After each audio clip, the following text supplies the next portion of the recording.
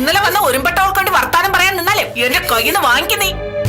ഒരു സംരക്ഷകൻ പല്ലും കൊണ്ട് ഇങ്ങനെ നിക്കാതെ നീ പെണ്ണെ. ഒരെണ്ണം തിരിച്ചു കൊടുത്താലേ അതോടെ തീരും ഇവന്റെ അഹങ്കാരം.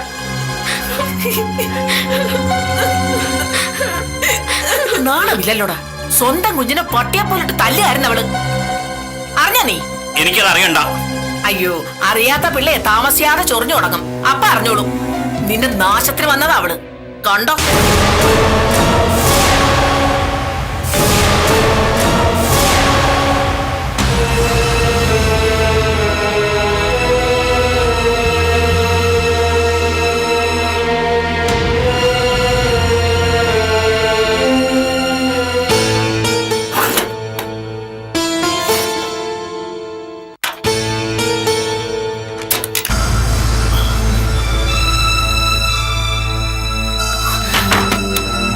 മനസ്സിലാവാതെ തുടങ്ങി സിദ്ധാർത്ഥനെ. ഉറങ്ങാനുള്ള എളുപ്പത്തിന് ഉറങ്ങാൻ സ്ലീപ്പിംഗ് പിൽസ് കഴിക്കേണ്ട അവസ്ഥ എന്താ സിദ്ധുന്? അവസ്ഥയൊന്നും ഇല്ല മനസ്സാ. ഈ ജോലി തിരക്കിനിടയില് ഉറക്കം കൂടെ ശരിയായില്ലെങ്കിൽ ബുദ്ധിമുട്ടാ. അതുകൊണ്ടാ ഞാൻ ഒരൊറക്ക ഗുളിക മാത്രമല്ല എന്റെ പ്രശ്നം. വിവാഹത്തിന് മുൻപ് ഞാൻ കണ്ട സിദ്ധാർത്ഥനല്ല ഇപ്പൊ ഞാൻ കാണുന്ന സിദ്ധാർത്ഥൻ. ഒളിവിൽ എന്റെ മുറിയിൽ താമസിക്കുമ്പോഴും പോലീസ് നാട് മുഴുവൻ തിരയുമ്പോഴും ധൈര്യവും തന്റെ ഇടം ഉണ്ടായിരുന്നു സിദ്ധാർത്ഥന്. ചിരിക്കുന്ന മുഖവും സ്നേഹം തുടിക്കുന്ന ഒരു ഹൃദയം ഉണ്ടായിരുന്നു സിദ്ധാർത്ഥന്. ഇന്ന് അതൊന്നുമില്ല. പലപ്പോഴും സിദ്ധു മറ്റേതോ ലോകത്താ. എന്ത് പറ്റി സിദ്ധാർത്ഥന്? എന്നെ വേണ്ടെന്ന് തോന്നുന്നുണ്ടോ? അതോ വിവാഹം ഒരു അബദ്ധം എന്ന് വിചാരിക്കുന്നുണ്ടോ? എന്തൊക്കെ മനസ്സിൽ പറയുന്നേ? എനിക്ക് നീയല്ലാതെ വേറെ ആരാ? പിന്നെ എന്താ ഇങ്ങനെ? അകൽച്ചയേക്കാൾ നമ്മളെ വേദനിപ്പിക്കുന്നത് അടുപ്പില്ലായ്മയാ. രണ്ടും ഒന്ന് തന്നെയല്ലേ മനസ്സാ? അല്ല, സിദ്ധുവിന് എന്നോട് അകൽച്ചയില്ല, സ്നേഹക്കുറവുമില്ല. പക്ഷേ ഒരു ഭാര്യ പ്രതീക്ഷിക്കുന്ന അടുപ്പം ഇതല്ല.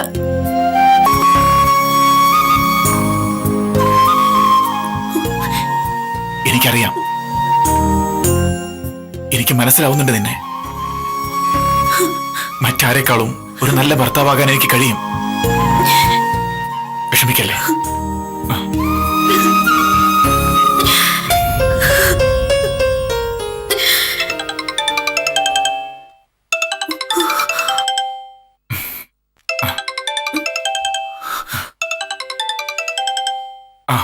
അംബികയാ, ഞാനത് അറ്റൻഡ് ചെയ്തോട്ടെ. അവളുടെ ഫോൺ വരുമ്പോ പേടിയാ മനസ്സില്, എന്തെങ്കിലും കുഴപ്പമുണ്ടോന്ന്.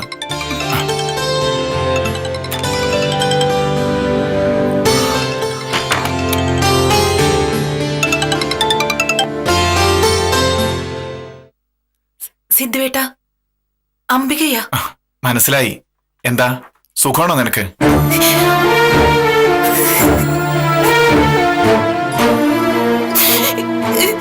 നീ എന്താ കരയാ? കരഞ്ഞു പോയതാ. ഏട്ടനെ അറിയിക്കാതിരിക്കാൻ ഒരുപാട് ശ്രമിച്ചു ഞാൻ. കരഞ്ഞു പോയെങ്കിലൊന്ന് പേടിച്ച ഏട്ടന്റെ കല്യാണത്തിന് പോലും. എനിക്ക് തോന്നി, എന്തുണ്ടെങ്കിലും നീ എന്നോട് പറ. മനസ്സിലിങ്ങനെ കൊണ്ട് നടക്കണ്ട. ഞാൻ എന്തെങ്കിലും പരിഹാരം കാണാം. ഏട്ടാ, ഞാൻ മടുത്തു. സഹിക്കാവുന്നതിന്റെ അപ്പുറത്തായി. എന്താ എന്താ ഉണ്ടായേ?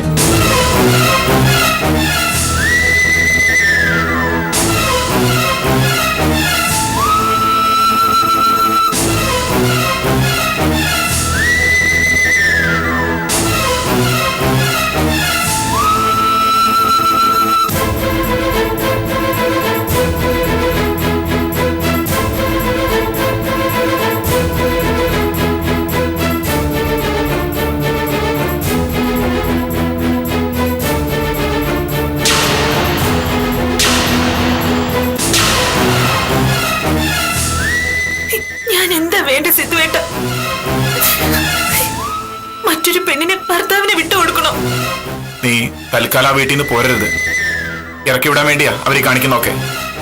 സമാധാനായിട്ടിരിക്കെ, ഞാൻ എന്തെങ്കിലും പരിഹാരം കാണാം. എന്ത് ചെയ്യും? ആലോചിക്കട്ടെ. ഞാൻ അങ്ങോട്ട് വരാം, എന്നിട്ട് തീരുമാനിക്കാം.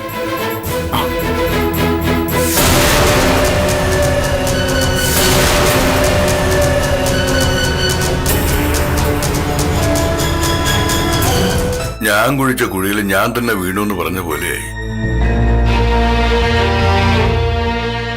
എങ്ങനെയുണ്ട് മുത്തശ്ശ? ഒന്നും പറയണ്ട മോളെ. വയറ് കഴുകി അവരെന്റെ കുടല് വരെ പുറത്തെടുത്തു. ഇനിമ തന്നതാ മുത്തശ്ശ. ഗർഭം കലക്കിയല്ലേ എടുത്ത് കഴിച്ചത്? അത് മുഴുവനും വയറ്റിന്ന് പോണ്ടേ? ഓ, ഇനി എന്തോന്ന് പോവാൻ? വല്ലതും കഴിച്ചിട്ട് വേണ്ടേ പോവാൻ? കക്കൂസി ചെന്നിരുന്ന ഒരു കാറ്റ് മാത്രമേ ഉള്ളൂ. ഇന്നൊന്നും കഴിച്ചില്ലല്ലോ. ഇത്തിരി കഞ്ഞിവെള്ളം എടുക്കട്ടെ? വേണ്ട, കഴിക്കാതെ തന്നെ 16 വട്ടം കക്കൂസി പോയി. പിന്നെ കഴിച്ചാലത്തെ കാര്യം പറയണോ? കിണ്ടിവാലിന്ന് പോകുന്ന പോലൊരു പോക്കല്ലേ. എന്തായാലും അവളുടെ സമയം നല്ലതാ. എന്തായാലും അത് മുത്തശ്ശനടുത്ത് കുടിച്ചു എന്ന് ഓർക്കുമ്പോഴാ. അവക്ക് നീ പാല് കൊടുക്കാൻ കണ്ടിട്ടില്ല. ഞാൻ പുറത്തേക്ക് പോയേ. അത് കുടിക്കാതെ ഇവിടെ വെച്ചേക്കൊന്നും ഞാൻ പ്രതീക്ഷിച്ചില്ലല്ലോ. ഒരു കാര്യം ഗ്ലാസ് ഇവിടെ കണ്ടു. അപ്പോൾ കുടിച്ചു കാണുന്നല്ലോ ഞാൻ വിചാരിച്ചേ. അത് അർജുൻ വന്നെടുത്ത് കുടിച്ചതാ. ആര് കുടിച്ചാലും ഓ അതെന്റെ പള്ളക്കെടുത്തില്ല ഈശ്വര. ഞാനിപ്പോ വരാം. എവിടെ പോവാ? ഓ,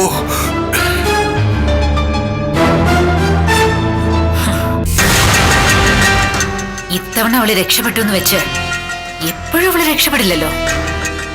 ഇനിയും വരും അവസരം.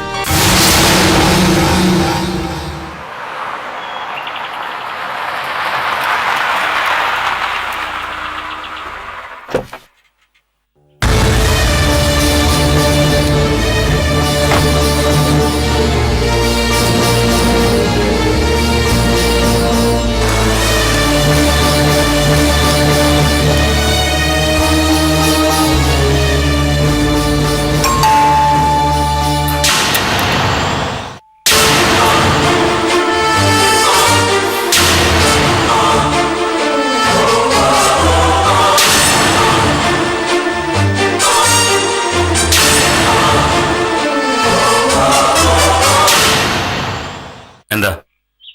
എന്റെ പെങ്ങളെ കെട്ടിച്ചയച്ച വീടല്ലേ, ഇടയ്ക്കൊന്ന് വന്നിട്ട് പോവാന്ന് കരുതി. എത്രയൊക്കെ ശത്രുക്കളാണെങ്കിലും നമ്മൾ അളിയനായിട്ട് വരും. നീ വന്ന കാര്യം പറഞ്ഞിട്ട് പോ. ഇവിടെ വേറെ ആരാ ഉള്ളത്? എന്റെ വീട്ടിൽ പലരും കാണും. എന്നാലേ എല്ലാവരും കേക്കണ്ട. എനിക്ക് നിന്നോട് മാത്രമായിട്ടൊരു കാര്യം പറയാനുണ്ട്. പുറത്തേക്ക് വാ.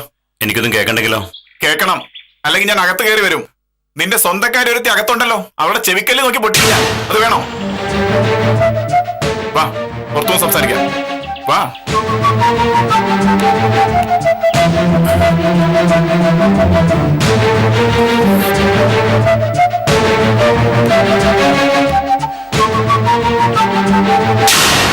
വേണു, ഞാൻ പേടിപ്പിക്കാൻ വന്നതല്ല.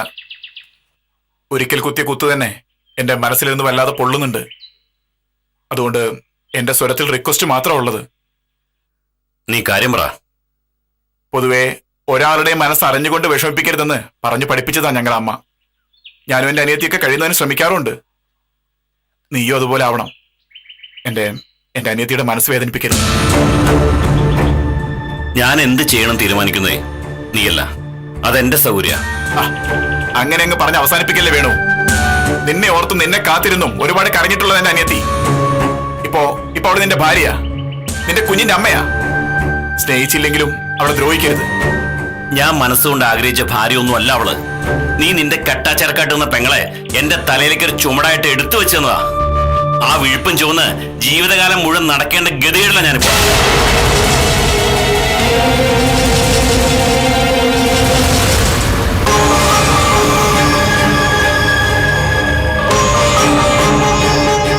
കണ്ണും കയ്യും കാണിച്ച് അവളെ നിന്നിലേക്ക് അടുപ്പിച്ചത് നീയാ.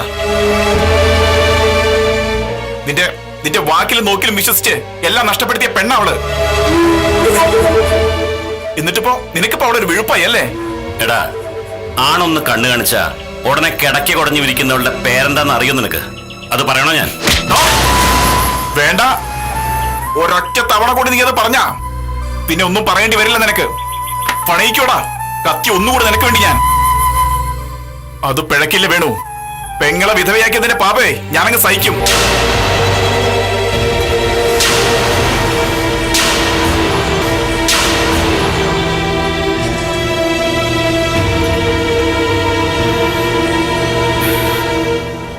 വേണു, ഞാൻ ഇങ്ങനെയൊന്നും പറയാനല്ല വന്നത്. ക്ഷമിക്കേ. എന്നിട്ട് നീ ഒന്നുകൂടെ ആലോചിക്കേ. ഒരാളെ തിരുത്താൻ മറ്റൊരാൾക്ക് പറ്റുമെന്ന് ഞാൻ വിശ്വസിക്കുന്നില്ല. അതിന് സ്വയം തീരുമാനിക്കണം. കൺമുന്നിൽ വെച്ച് മറ്റൊരു സ്ത്രീയുമായി ആടിക്കൊഴയുന്നത് ഒരു ഭാര്യയും സഹിക്കില്ല. നീ ആലോചിച്ച് നോക്കേണ്ടത് മറ്റൊരു കാര്യമാണ്. കല്യാണം കഴിഞ്ഞ് കുട്ടിയുമായിട്ടുള്ള ഒരാളോട് അയാളുടെ ഭാര്യയുടെ മുന്നിൽ വെച്ച് തന്നെ ശൃംഗരിക്കുന്ന ഒരാളുടെ സ്വഭാവശുദ്ധി അത് നിനക്ക് തിരിച്ചറിവുണ്ടാവണം വേണം. ഇല്ലെങ്കിൽ ഇതിവിടം കൊണ്ടൊന്നും അവസാനിക്കില്ല. ഇപ്പൊ ഞാൻ പറഞ്ഞത് വേണമെങ്കിൽ ഒരു താക്കീതായിട്ട് കരുതാം നിനക്ക്.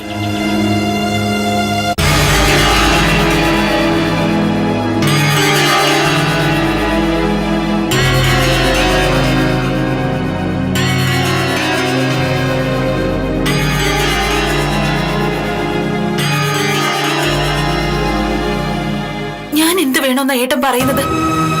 നിസ്സാര കാര്യത്തിന് കുഞ്ഞിനെ തല്ലി, എന്നെ ചീത്ത പറഞ്ഞു. ഞാനെന്താ അവൾക്ക് വേണ്ടി ഒഴിവായി കൊടുക്കണോ? വേണ്ട, അങ്ങനെ ചെയ്യരുതെന്നാ ഞാൻ പറഞ്ഞത്. അമ്മയേ ഉള്ളൂ, എന്റെ കൂടെ നിൽക്കാൻ ഇവിടെ അമ്മ മാത്രമേ ഉള്ളൂ. വേണുവേട്ടനും അച്ഛനും കൂടെ എന്നെ പുറത്താക്കാൻ വേണ്ടി കൊണ്ടുവന്നത് അവളെ. നോക്ക്, ഈ ബന്ധം വേണ്ടെങ്കിൽ വേണ്ട. ഇവിടുന്ന് നീയും കുട്ടി ഇറങ്ങി പോന്നാലും നിന്നെ അന്തസ്സായിട്ട് ഞാൻ നോക്കാം. പക്ഷേ അതൊരു തോറ്റുമടങ്ങലായി പോവും. വേണുഗോപൻ നിന്റെ ഭർത്താവ് മാത്രമല്ല, നിന്റെ കുഞ്ഞിന്റെ അച്ഛനാ. എത്രയൊക്കെ നിഷേധിച്ചാലും ആ സത്യം മറച്ചു വെക്കാൻ പറ്റുമോ? ഞാൻ എന്ത് ചെയ്യണം? നീ ആദ്യം കരച്ചിൽ നിർത്ത്. എന്നിട്ട് ഏത് പ്രതിസന്ധിയെയും നേരിടാനുള്ള ആത്മധൈര്യം ഉണ്ടാക്ക്.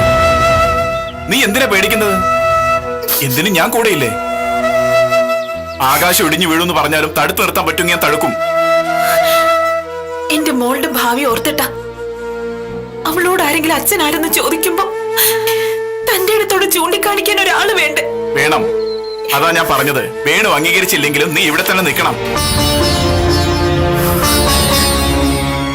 കരയാനല്ല, കരുത്ത് കാണിക്കാൻ. ഏട്ടനുണ്ട് ഒരു വിളിപ്പാടകലെ. ഒരൊറ്റ കോൾ ചെയ്താ മതി. ഞാൻ അറിഞ്ഞ അവന്റെ അച്ഛനെ ആ പെണ്ണിനെയും കണ്ട ചിലപ്പോ എന്നെ നിയന്ത്രണം വിട്ടുപോകും.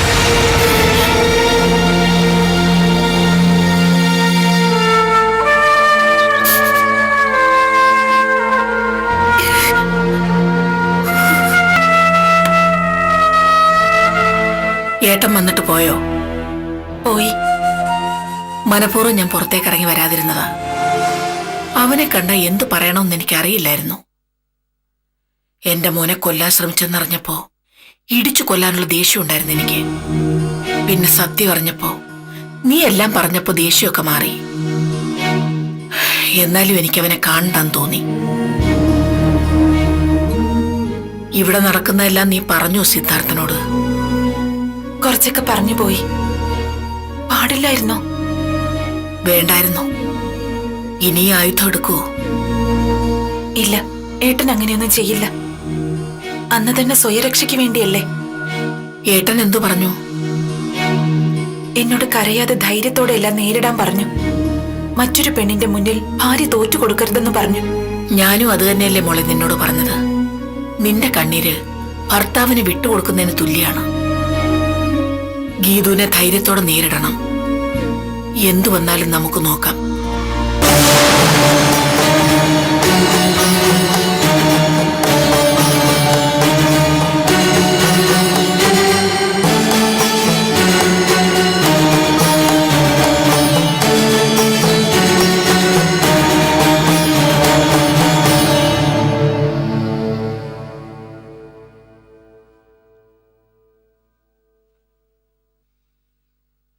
മൈന പോയിട്ട് ദിവസങ്ങളായില്ലേ മാനസേ? അവിടെ സുഖമാണോ ദുഃഖമാണോ എന്ന് അന്വേഷിച്ചോ നമ്മള്? ഹരിയേട്ടൻ വിശേഷങ്ങൾ തിരക്കുന്നുണ്ട്. പിന്നെ എന്തെങ്കിലും കാര്യമുണ്ടെങ്കിൽ അവൾക്ക് ഇങ്ങോട്ട് വിളിച്ച് പറയാലോ. ഞാനിവിടെ ആദ്യം വന്ന് താമസിക്കുമ്പോ എന്റെ വിചാരം മാനസയും മൈനയും ഒരു ഹൃദയം പോലെ ജീവിക്കുന്നവരാന്നാ. എന്റെ വിചാരം പാടെ തെറ്റി. അതിപ്പോഴാ സിദ്ധു. മുമ്പ് സഹോദരിമാരായിട്ടല്ല, ഇണപിരിയാത്ത കൂട്ടുകാരായിട്ടാ ഞങ്ങൾ ജീവിച്ചത്. പക്ഷേ അവളുടെ മനസ്സിൽ കള്ളത്തരങ്ങൾ ഉണ്ടായിരുന്നു. അത് ഞാൻ അറിഞ്ഞില്ല. അവൾക്ക് വേണ്ടി അർജുനെ തല്ലിയിറക്കി വിട്ടതല്ലേ നമ്മൾ രണ്ടുപേരും ചേർന്ന്? എന്നിട്ട് അയാളുടെ കൂടെ ബെഡ്റൂം ഷെയർ ചെയ്ത അവളെ നമ്മൾ സ്നേഹിക്കണോ വെറുക്കണോ? സാഹചര്യങ്ങളാ മനസ്സേ, ജീവിതത്തിലെ സാഹചര്യങ്ങളാ നമ്മളെ മാറ്റിമറിക്കുന്നത്. ഏത് സാഹചര്യത്തിലായാലും കള്ളത്തരം കാണിക്കുന്നവരോട് പൊറുക്കാൻ പറ്റില്ല എനിക്ക്. വെറുത്തു പോവും.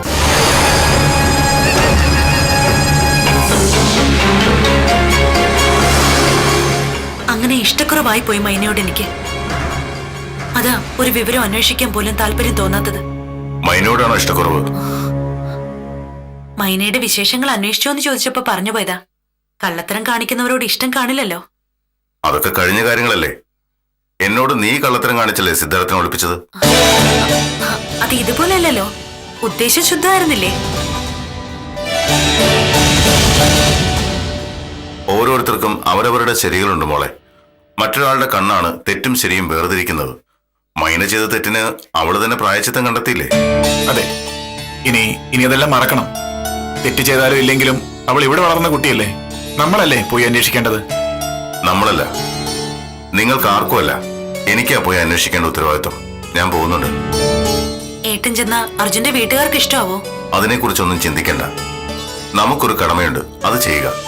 ബാക്കിയൊക്കെ ഈശ്വരന് വിടുക.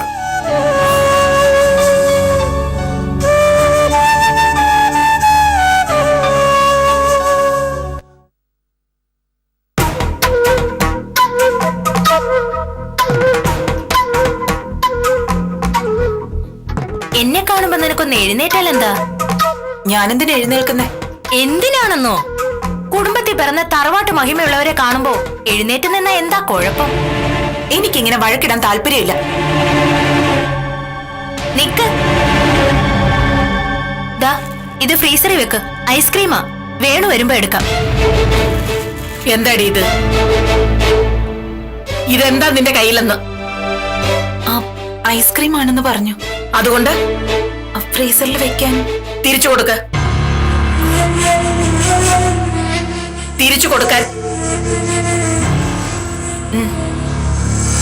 വാങ്ങിക്കടി, ഇല്ലെങ്കിൽ വലിച്ചെടുത്ത് ദൂരെ കളഞ്ഞ. ഇത് നീ തന്നെ ഫ്രീസറിൽ കൊണ്ടുവച്ച കൈ ഒടിഞ്ഞു പോകൂ. നീ എന്ത് വിചാരിച്ചു? വീട്ടുവേലയ്ക്ക് കൊണ്ടു നിർത്തിയേക്കുന്ന വേലക്കാരിയാണെന്നോ? ഇതെന്റെ മരുമകളാ. ഈ വീടിന്റെ അധികാരം ഇവക്കാ. അതിനിപ്പോ ഞാനെന്ത് വേണം? അനുസരിക്കണം. ഇവള് പറയുന്നത് നീ അനുസരിക്കണം. ഇല്ലെങ്കിലേ സ്വന്തം ബന്ധമൊന്നും നോക്കില്ല ഞാൻ, പറഞ്ഞേക്കാം. അങ്കിളിങ്ങ് വരട്ടെ. പിന്നെ കുങ്കള് ഞാൻ കാണാത്ത ആളല്ലേ. 10-32 കൊല്ലമായി കൂടെ താമസിക്കുന്നു. ഇനി അങ്ങേറെ ചൂടും ചൂരും ഒന്നും നീ എന്നെ പഠിപ്പിക്കണ്ട. ഛേ, എന്തോ നടി, നിനക്കൊന്നും പറഞ്ഞാൽ മനസ്സിലാവില്ലേ? അവളുടെ ചേടി വേല ചെയ്യാനാണോ നിന്നെ ഇവിടെ കെട്ടിക്കൊണ്ടുവന്നത്? എനിക്ക് പെട്ടെന്നൊന്നും പറയാൻ കിട്ടിയില്ല. ഒരു കുത്തി അനങ്ങ് വെച്ചേരും. ഒരു പോലീസുകാരനെ വിറപ്പിച്ച അമ്മയുടെ മോളല്ലേ നീ? എന്നിട്ട് നീ ഇങ്ങനെ ആയി പോയല്ലോ. ഇനി ആവട്ടെ അമ്മ. ഓ, ഇനിയാവും. അടുക്കള പണി അടിമപ്പണിയാണ് നിന്റെ വിധി.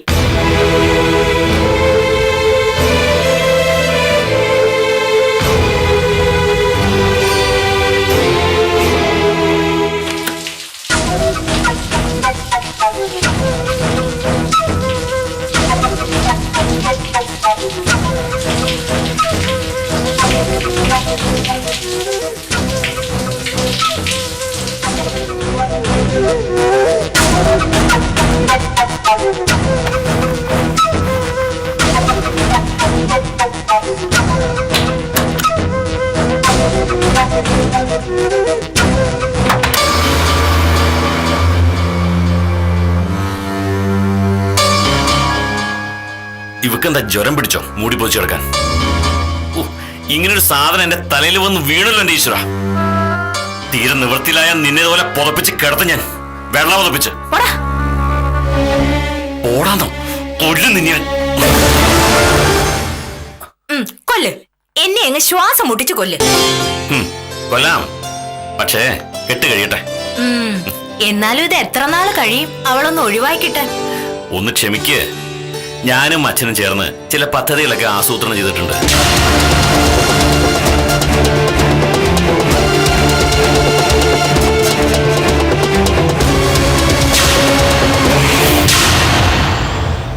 നിന്നോട് ഈ മുറി കയറിയതെന്ന് പറഞ്ഞിട്ടില്ലേ ഞാൻ? പിന്നെന്തിനാ കയറിയത്? ഞാൻ വെറുതെ തുറന്നു കിടന്നപ്പോ. ശരി, കാട്ടിലേ കടന്നതോ? അത് വെറുതെ ഒരു രസത്തിനാ.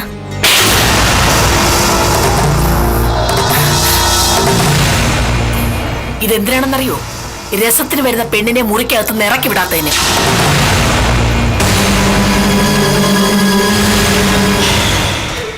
എന്റെ മുഖത്തായി അടിച്ചതെന്ന് എനിക്കറിയാം. അതെ, നിന്റെ മുഖത്ത് തന്നെയാ. നീ അത് മനസ്സിലാക്കിയല്ലോ, അത് മതി. ഇതാണോടി നീ ബാംഗ്ലൂരിൽ പോയി പഠിച്ച സംസ്കാരം? അമ്മയ്ക്ക് ഇതെന്താ? മിണ്ടിപ്പോരുത്. നിന്നെ ഷർട്ടം തീയടാ. അത് പോയി ഷർട്ട് എടുത്തിടാ.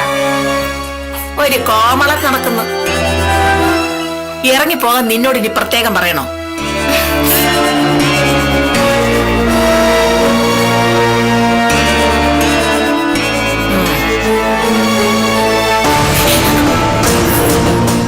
നീ ഇങ്ങനെ കണ്ണീരൊലിപ്പിച്ചോണ്ട് ഇവിടെ നിന്നോ.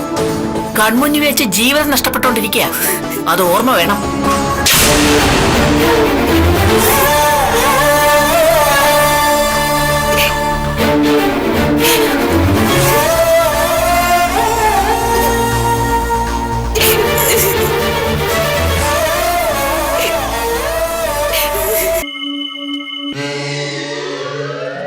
എന്താ ഒരു പ്രതിവിധി?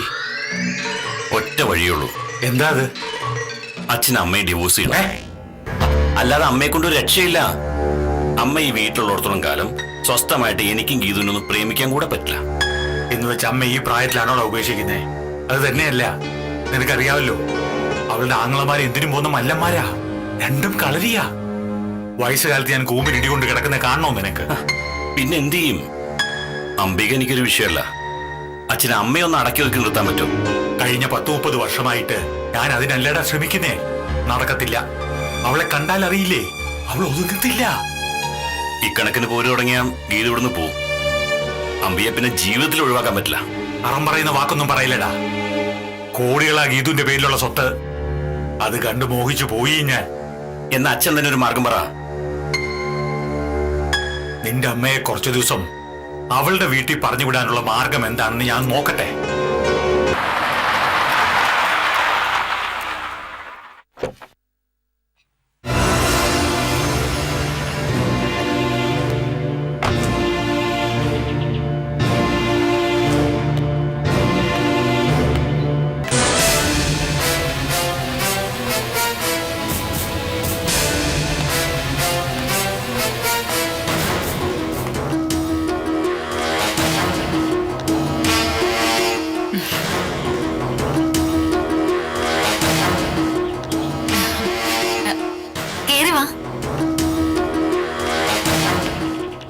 ഇത് നിങ്ങളുടെ കളപ്പുരയ്ക്കൽ തറവാടല്ല, വരുന്നവരെ ആക്ഷേപിച്ചു വിടാൻ. ആക്ഷേപിച്ചാലും സഹിക്കും. അത് പെണ്ണ് കൊടുത്തവരുടെ മാന്യത. കൊടുത്തതല്ലോ, കെട്ടി ഏൽപ്പിച്ചതല്ലേ. എന്നിട്ടും ഞങ്ങള് ദേഷ്യമൊന്നും കാണിച്ചിട്ടില്ല. പൊന്നു പോലെയാ നോക്കണേ. എന്നാലും ഒരു സംശയം ബാക്കിയുണ്ട്. ആരുടെ കുഞ്ഞാ അവളുടെ വയറ്റില്? അർജുനൻ സമ്മതിച്ചില്ലേ, പിന്നെന്താ? എന്റെ അനിയനെ എനിക്ക് ശരിക്കറിയാം. അവന്റെ സമ്മതത്തിനകത്ത് ഒരു കള്ളത്തരം ഒളിച്ചു കളിക്കുന്നുണ്ട്. എന്ന് വെച്ച് പേടിക്കണ്ട. അവളോടൊന്നും ചോദിച്ച് ബുദ്ധിമുട്ടിച്ചിട്ടില്ല. ഉണ്ടാകുന്ന കൊച്ചു കാക്കി കാണുമ്പോ കൈകാലിട്ടടിച്ച് അച്ഛാന്ന് വിളിക്കാതിരുന്നാ മതി. വാക്കുകൾക്ക് മൂർച്ച കൂടുന്നു. You are crossing the limit. അല്ല, ഞാൻ ചില സംശയങ്ങൾ ചോദിച്ചതേ ഉള്ളൂ. ആർക്കും തോന്നാവുന്ന ചില സംശയങ്ങൾ.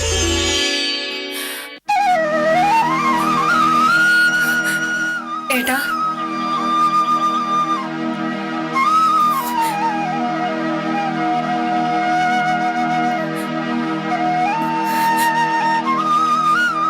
സുഖാണോ മോൾക്ക്? ഇവിടെ സുഖത്തിന് എന്താ ഒരു കുറവ്? മഞ്ചത്തിലേറ്റി കൊണ്ടു നടക്കുകയല്ലേ ഞങ്ങള്. ഏട്ടൻ വാ.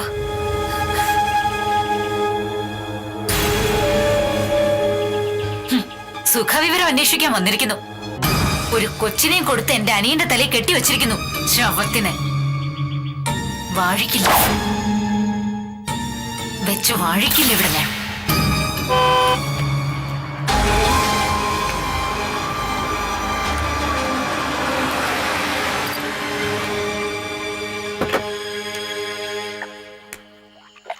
എന്താ അർജുന? ഒന്നും നടന്നില്ല. അബോർഷൻ അവള് സമ്മതിക്കില്ല. സമ്മതിച്ചില്ലെങ്കിൽ വേറെ മാർഗങ്ങളില്ലേ? പപ്പായും പൈനാപ്പിളും പോലെ നിസ്സാര വില കിട്ടുന്ന ടാബ്ലറ്റ് വരെയല്ലേ? എന്തെങ്കിലുമൊക്കെ വാങ്ങിച്ചു കൊടുത്തൂടെ? കൊടുക്കാം, പക്ഷെ അതിനൊരു അവസരം ഒത്ത് കിട്ടട്ടെ.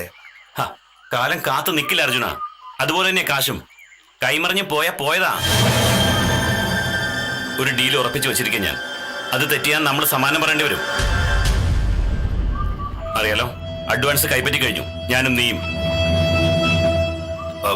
എനിക്ക് കുറച്ച് പണം കൂടി വേണം. തരാം, ഇപ്പോഴല്ല, എല്ലാം കഴിഞ്ഞിട്ട്. 1-2 രൂപയല്ല, ലക്ഷങ്ങള്. വിശ്വസിക്കാവോ? വാക്കാൽ ഉറപ്പിക്കുന്ന കരാർ തെറ്റിക്കാത്തത് കള്ളക്കടത്തിന് മാത്രമാണ്. ഒരു വലിയ വാണിഭ സംഘത്തിലെ ചെറിയ കണ്ണികൾ മാത്രമാണ് നമ്മൾ. ഇതുവരെ നടത്തിയ കച്ചവടത്തിലൊന്നും പറ്റിക്കപ്പെട്ടിട്ടുമില്ല. ഇതേ ഒരു സത്യമുള്ള കച്ചവട, ചതിക്കില്ല.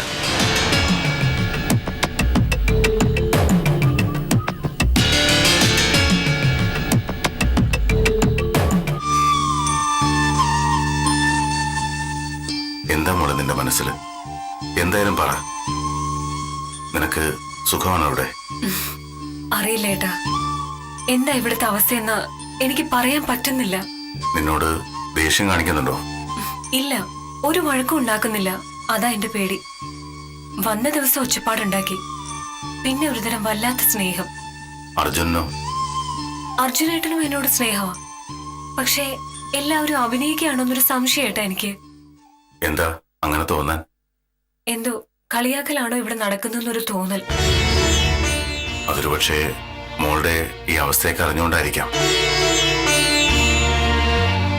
പിന്നെ എത്രയൊക്കെ ആയാലും കഴുത്തിലൊരു താലിയില്ലല്ലോ. താലി കെട്ടാന്ന് പറഞ്ഞു അർജുനേട്ടൻ. ഇങ്ങനെയൊന്നും ആയിരുന്നില്ല മോള് ജീവിക്കേണ്ടിയിരുന്നത്. ഇത്രയും വലിയ അബദ്ധം നീ കാണിക്കുമെന്ന് ചിന്തിച്ചില്ലല്ലോ ഏട്ടൻ. ഇപ്പോഴും എനിക്ക് വല്ലാത്തൊരു അതിശയമാണ് നിന്റെ കാര്യം ഓർക്കുമ്പോ. ഇനിയും നീ എന്തൊക്കെയോ മനസ്സിൽ മറച്ചു പിടിക്കുന്നുണ്ടോ മോളെ? ഒന്നുമില്ല ഏട്ടാ, ഇങ്ങനെയൊക്കെ ജീവിതം പോകുന്നവരങ്ങ് പോട്ടെ ഏട്ടാ. നിങ്ങൾ ആരും സങ്കടപ്പെടാതിരുന്നാ മതി. എന്റെ കാര്യം ചിന്തിക്കണ്ട. അങ്ങനെ ചിന്തിക്കാതിരിക്കാനാണെങ്കിൽ ഞാൻ ഓടി ഇങ്ങോട്ട് വരില്ലായിരുന്നല്ലോ. ശരിയാവും, എല്ലാം ശരിയാവും. വാ.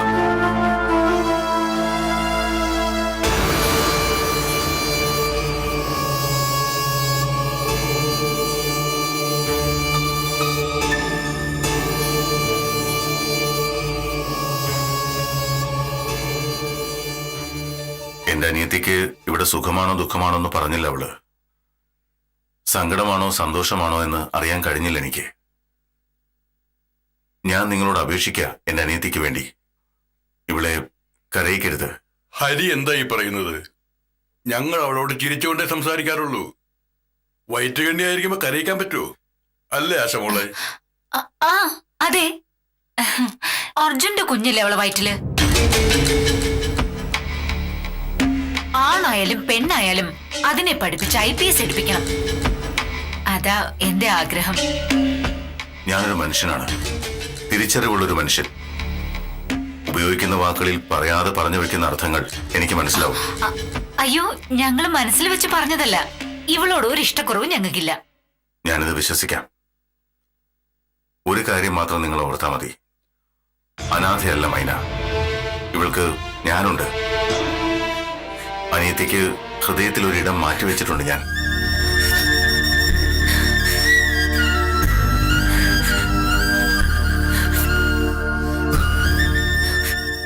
ഇവിടെ ജീവിതം ബുദ്ധിമുട്ടായാൽ ഏട്ടനെ വിളിക്കണം.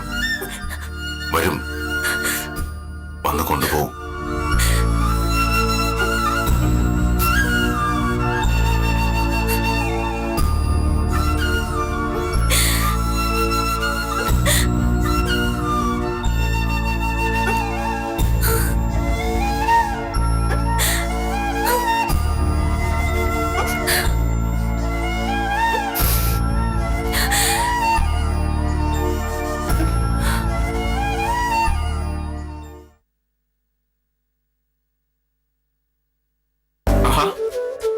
പത്രമൊക്കെ വായിക്കാറുണ്ടോ മനസ്സ?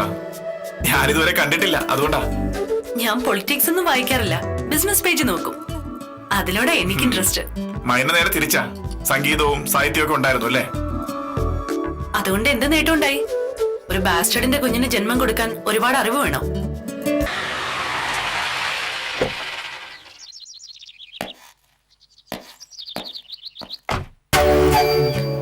ഏട്ടനായിരിക്കും.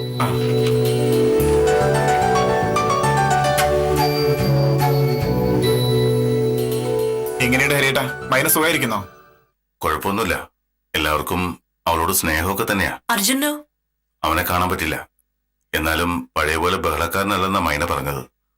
ഒക്കെ ശരിയായി വരും. കുടുംബം കൊണ്ടുനടക്കാനുള്ള കഴിവുണ്ട് മൈനയ്ക്ക്.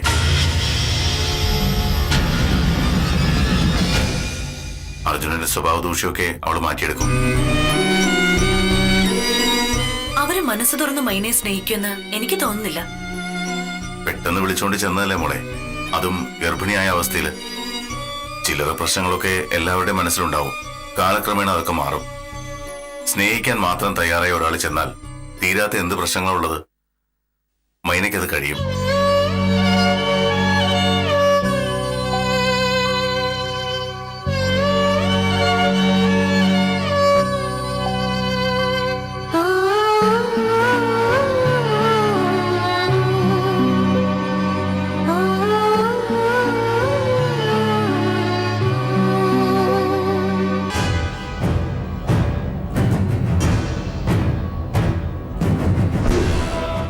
ഇനി എന്താ ഉദ്ദേശിക്കുന്നത്?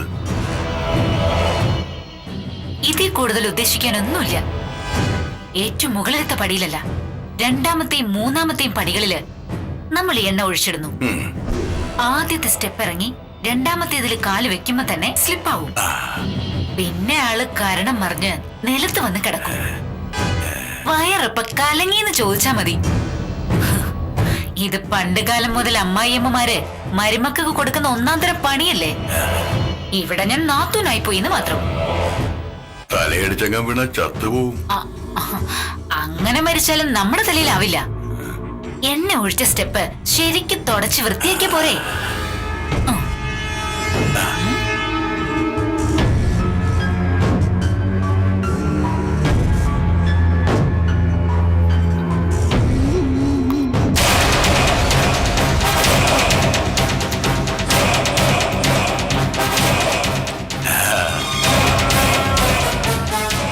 ആശാലത്തെ സൂക്ഷിക്കണേ, പുറകോട്ടേക്ക് മറിയല്ലേ.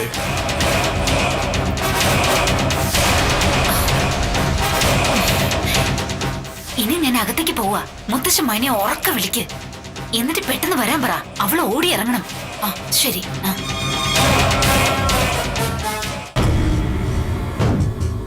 മൈനെ, മൈന മോളെ, എന്താ? ഒന്ന് പെട്ടെന്ന് വന്നേ. എന്തേ? ഇങ്ങ് വാ, പറയാം.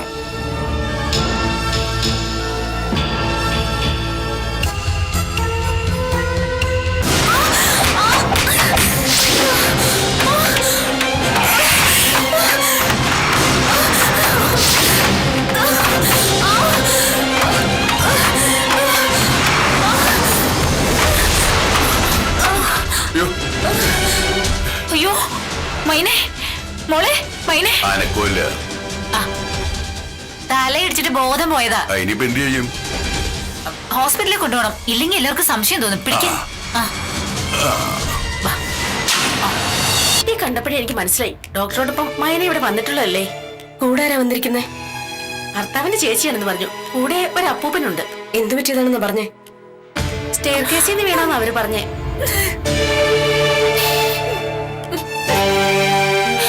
എന്റെ മൈന് മോക്ക് എന്ത് പറ്റിയെന്ന് അറിയില്ലല്ലോ. കണ്ണില് കൃഷ്ണമണി പോലെ നോക്കിയതാ ഞാൻ. മതി അഭിനയിച്ചത്.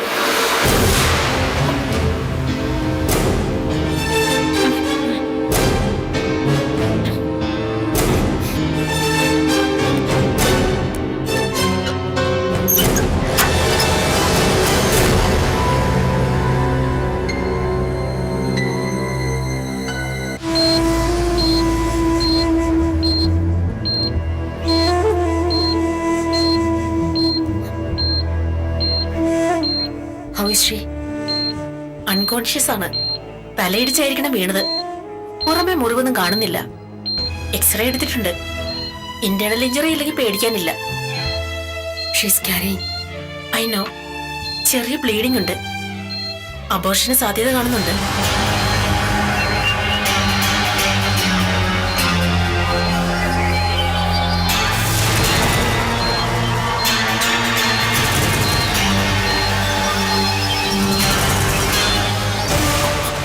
മാനസ, മാനസ, മാനസ, എന്താ ഏട്ടാ? മൈന ഒന്ന് വീണു. അയ്യോ, എങ്ങനെ? എന്താ ഏട്ടാ? മൈന ഒന്ന് വീണു. വീണോ? ആ, വീട്ടില് സ്റ്റെയർ കേസിന് താഴേക്ക് വീണു.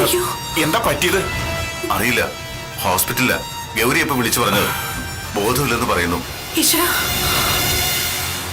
ഞാനൊന്ന് പോയിട്ട് വരാം. ഹരിയേട്ടാ ഞാനും വരാം. അത് വേണ്ട, എല്ലാരും കൂടി അവിടെ ചെന്ന് ബഹളം വെക്കണ്ട. ഞാൻ പോയിട്ട് നിങ്ങൾ പറയേണ്ട അവസ്ഥ ഉണ്ടെങ്കിൽ വിളിക്കാം. എന്തായാലും വിളിച്ചു പറയണേ. ശരി.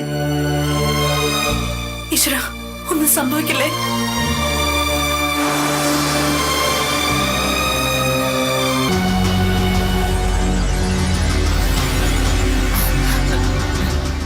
ദേ അർജുനൻ വരുന്നുണ്ട്. സങ്കടം അഭിനയിച്ചോ?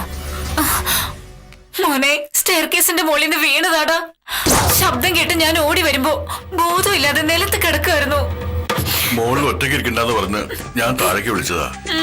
റിവ്യൂ സ്റ്റെപ്പ് ഇറങ്ങിയപ്പോ കാലേറ്റി വീണതാ. മനഃപൂർവ്വം വീഴ്ചതാണോ? എന്ത് മഹാബാബാടാ ഈ പറയുന്നത്? ദേഷ്യം എല്ലാം മറന്ന് കൊണ്ടു നടക്കുകയായിരുന്നില്ലേ? ഇപ്പൊ എങ്ങനെയുണ്ട്?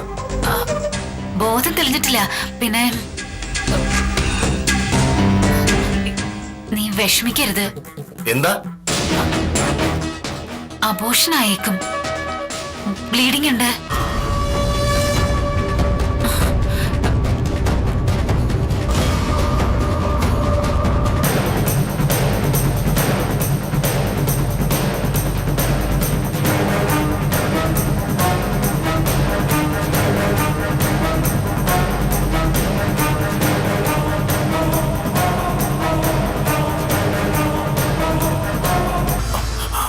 എന്താ ഗൗരി സംഭവിച്ചത്? കൃത്യമായിട്ട് അറിയണമെങ്കിൽ മൈനയ്ക്ക് ബോധം തെളിയണം. സ്റ്റെയർ കേസിൽ നിന്ന് വീണു എന്നാണ് ആശാലതയും ആ വയസ്സനും പറയുന്നത്.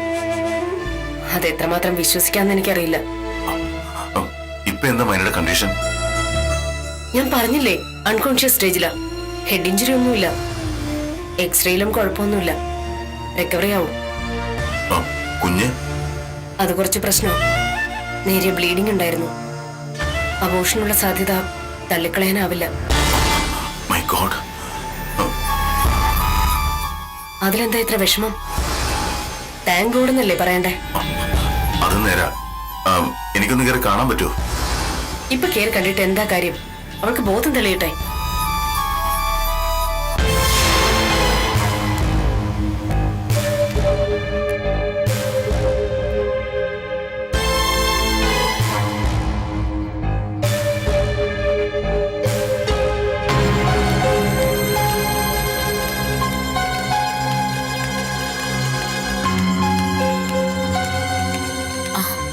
എങ്ങനെയാ മൈന വീണത്? കാല് തെറ്റി വീണതാ. ഇറങ്ങി വന്നപ്പോഴോ അതോ കയറി പോയപ്പോഴോ? ഈ ഇറങ്ങി വന്നപ്പോ. അതെങ്ങനെ അറിയാം? മുത്തശ്ശൻ വിളിച്ചപ്പോ ഇറങ്ങി വന്നതല്ലേ? ഞാൻ കണ്ടു നിൽക്കായിരുന്നു. എന്തിനാ വിളിച്ചത്? മോളിൽ ഒറ്റയ്ക്ക് മാറി നിൽക്കണ്ടെന്ന് വിചാരിച്ചു. മൈന ആദ്യമായിട്ട് സ്റ്റെയർ കേസ് ഇറങ്ങുന്നൊന്നുമല്ല. പിന്നെന്താ ഇങ്ങനെ സംഭവിക്കാൻ? അത് ഞങ്ങൾക്ക് എങ്ങനെ അറിയാം? സ്റ്റെപ്പില് വെള്ളമോ മറ്റോ കിടന്നിരുന്നോ? തെന്നി വീഴാൻ പാകത്തില്? അതറിയില്ല. വീണ വഴി വാരി എടുത്തുകൊണ്ട് പോരുമായിരുന്നു.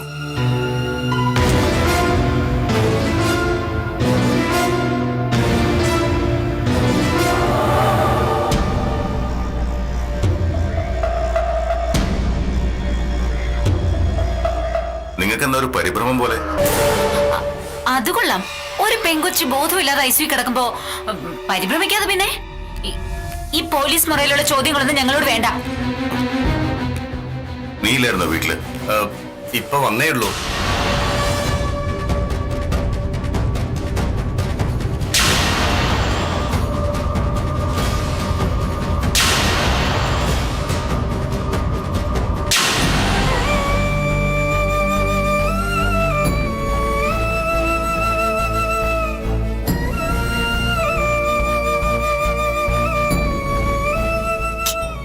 വിളിക്കാന്ന് പറഞ്ഞിട്ട് ഇത്ര സമയമായിട്ട് ഹരിയേട്ടൻ വിളിച്ചില്ലല്ലോ. ഇനി സീരിയസ് അങ്ങനെ ആയിരിക്കോ? ആണെങ്കിൽ ഒരു കാരണവശാലും ഏട്ടൻ വിളിക്കാതിരിക്കില്ല. എങ്കിൽ നമുക്കൊന്ന് ഹോസ്പിറ്റലിലേക്ക് പോയാലോ? എന്താണെന്നറിയാലോ? ഏട്ടനാ? അറ്റൻഡ് ചെയ്യ്. ഏട്ടാ, എങ്ങനെയുണ്ട്? ക്രിട്ടിക്കൽ സ്റ്റേജ് ഒന്നും അല്ല മോളെ, പേടിക്കണ്ട. പിന്നെ കുഞ്ഞിന്റെ കാര്യം ഡോക്ടർ തീർത്ത് പറഞ്ഞിട്ടില്ല. എന്തും സംഭവിക്കാം. അതെന്തെങ്കിലും ആവട്ടെ, അവക്ക് കുഴപ്പമൊന്നുമില്ലല്ലോ? ഇല്ല, മയക്കം വിട്ടുമാറിയിട്ടില്ല. ബോധം തെളിയുമ്പോ അവളെ കണ്ടിട്ട് ഞങ്ങളങ്ങ് വരാം. ഓക്കെ. എന്താ പറഞ്ഞേ? മൈനയ്ക്ക് കുഴപ്പമൊന്നുമില്ലെന്നാ പറഞ്ഞേ. ബോധം തെളിഞ്ഞു കഴിയുമ്പോ ഏട്ടനും ഗൗരിയേച്ചി ഇങ്ങ് വരും. അങ്ങോട്ട് പോണ്ടാന്ന്. പക്ഷെ കുഞ്ഞിനെ കിട്ടുന്നവരെ സംശയമാണെന്നാ പറഞ്ഞേ. അബോർഷന് സാധ്യതയുണ്ടെന്ന്.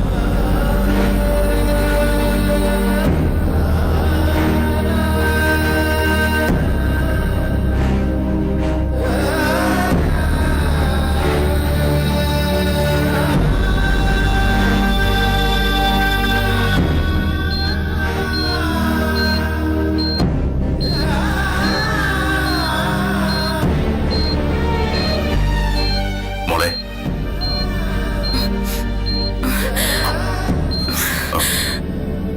എന്തെങ്കിലും വിഷമമുണ്ടോ? ഒന്നുമില്ല ഏട്ടാ, തലയ്ക്ക് വല്ലാത്തൊരു ഭാരം പോലെ. അത് മരുന്നിന്റെ സെഡേഷനാ, മാറിക്കോളും. ബ്ലീഡിങ് അത് നിന്നു. ബട്ട് കുട്ടിയുടെ അവസ്ഥ എന്താണെന്നറിയില്ല. സ്കാൻ ചെയ്യണം. എന്റെ കുഞ്ഞിനെന്തെങ്കിലും സംഭവിക്കോ?